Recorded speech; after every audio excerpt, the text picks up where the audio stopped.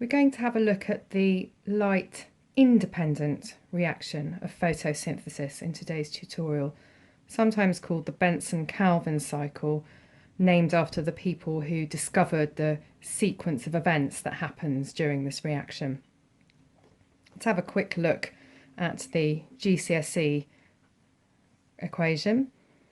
We now know that this is greatly simplified, and we know that during the light-dependent reaction, it's this bit that's important. The water and the light help to make some oxygen as a byproduct and some other products that are important. So what's left for the light-independent reaction is the carbon dioxide and the glucose. So what happens during this reaction is that the carbon in the carbon dioxide is fixed into organic molecules such as glucose, and then other organic molecules are made from the glucose. Let's have a recap of the chloroplast and think about where this reaction is happening. So the light-dependent reaction we know is happening at the thylakoid membranes, these folded over membranes. This is where the chlorophyll and the electron transfer chain and the ATP synthase is located. We know that a whole stack of these is called a granum. Now, the products from the light-dependent reaction go into the stroma, and it's in the stroma where the enzymes for the light-independent reaction are located. So, a quick reminder before we get into the details of the light-independent reaction of the first stage, the light-dependent reaction happening at the thylakoid membrane. Here it is enlarged. Water splits, chlorophyll absorbs light, and various things happen, which was outlined in the last tutorial, whereby ATP is manufactured and some NADP is reduced. And it's these two products that travel into the stroma and help to take part in the light-independent reaction. So we know that carbon dioxide is important in the light-independent reaction. So I'm going to draw the cycle of events that happens in the light-independent reaction, starting with carbon dioxide. And for your A-level, you need to know the names of the compounds that are involved. You need to know the order that they're formed, and you also need to know the number of carbon atoms that each compound has. So we'll start with carbon dioxide, and we know that that just has one carbon atom. So carbon dioxide joins with another carbon-containing compound called ribulose bisphosphate, or RUBP for short. And RUBP has 5 carbons. And there's an enzyme called rubisco that catalyzes the joining of carbon dioxide to RUBP. When they are joined together, they make a 6-carbon compound, 5 plus 1, 6-carbon compound, which is actually quite unstable, so it immediately breaks down into 2 lots of a 3-carbon compound called glycerate 3-phosphate, or GP for short. And we can put in brackets that they have 3 carbons each. So that's 6 carbons altogether that's come from the 5 and 1 carbon of ribulose bisphosphate and carbon dioxide. And then what happens is this GP, these molecules of GP, get reduced to 2 more 3-carbon molecules called triose phosphate, or TP. And I said this is a reduction reaction, and so it requires the addition of some hydrogen ions and electrons, which comes from NADPH, one of the products of the light-dependent reaction. So this hydrogen here gets added on to one of these molecules to reduce it to this TP. And what's left over is the NADPH DP, which can then return to the thylakoid membranes to pick up some more hydrogen and bring it back to the stroma. The other thing that's needed for this reaction to happen is a little bit of energy, and the energy comes from ATP, another product of the light-dependent reaction. So that gets broken down into ADP and an inorganic phosphate. So that's where the products of a light-dependent reaction are so important. Without them, the cycle of events cannot continue beyond this point. So one of the carbons from these 6 carbons altogether, 2 lots of 3 carbon TP, one of those goes towards making a hexose, which is a 6 carbon sugar. So if you've just got one carbon coming from the 6 carbons that are available here to make the hexose, we can see that this reaction has to happen 6 times in order to make one sugar, one 6 carbon sugar. The 6 carbon sugar, of course, is glucose.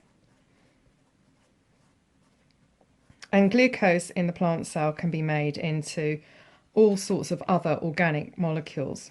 Let's just write a few of them down here. It might be stored as starch, it might be used to make cellulose, it can even be used to make other organic molecules that aren't carbohydrates, like amino acids and maybe even lipids. So we've got glucose being made from 6 rounds of these reactions here. One carbon from these 6 carbons available here is used to make this hexose. That means there are 5 carbons left, and they are used to regenerate RUBP. So the remaining 5 carbons go to make the RUBP again, and some energy is needed for this reaction. So more of the ATP from the light-dependent reaction is needed to regenerate the RUBP. And this has to be regenerated so that this reaction can continue to happen and glucose can continue to be made. So we have sometimes, this is summarised in 3 stages. We have this stage here, which is carbon fixation. And then we have this stage here where the GP is reduced to TP. This is sometimes called reduction.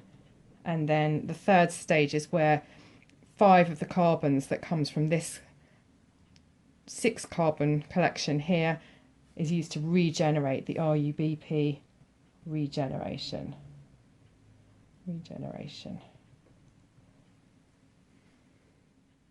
So we can use our diagram of the light independent reactions to help us interpret data. Here's some data that shows the different concentrations of carbon dioxide, GP and RUBP. This is the sort of thing you might get in an exam question, and then you'd need to use your knowledge of the light independent reaction to try and explain why GP concentration goes down as the carbon dioxide concentration goes down and why the RUBP concentration goes up. So let's see if we can explain those. So let's look at GP first. So as the carbon dioxide concentration goes down suddenly, the GP concentration starts to go down. Why is that?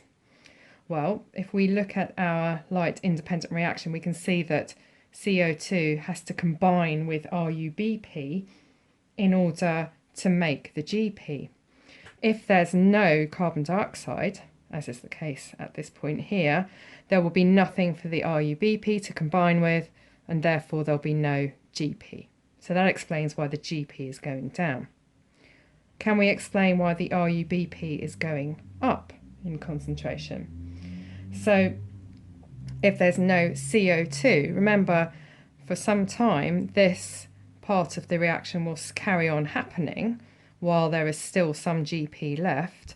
This will carry on happening, so the RUBP will continue to be regenerated, but there is no CO2 for it to combine with, and so its levels will go up. let's have a look at another set of data and use what we know about the light independent reaction to try and interpret that. So this one is showing the concentrations of GP and RUBP in the light and in the dark. Now what they've done in this experiment is they've given the plant some radioactively labelled carbon dioxide. The radioactive carbon in the radioactively labelled carbon dioxide will be fixed into the different compounds that occur in the light independent reaction. So each compound that has some of the radioactively labelled carbon will also be radioactive. It's a really good way to detect the products that have used the carbon dioxide. So we can see that when the light is switched off at this point here, the levels of GP go up. Why is this? Well, this is to do with understanding the importance of the products of the light-dependent reaction. When the light goes off, the light-dependent reaction doesn't happen anymore. So there'll be less or no reduced NADP and ATP. And so that means this part of the light-independent reaction cannot happen anymore. So this will go up because there's no NADPH and no energy to allow this reaction to happen anymore. When the light goes off, the RUBP also goes down. So the RUBP is continuing to combine with CO2. Remember, CO2 is not a limiting factor in this particular data, so this is still happening. But because there's no products from the light-dependent reaction, because we're now in the dark, because the light's been switched off, that means that the RUBP cannot be regenerated. So anything after this point here will stop happening because this and this is not available. So the RUBP is not being regenerated, and so its levels go down in the dark.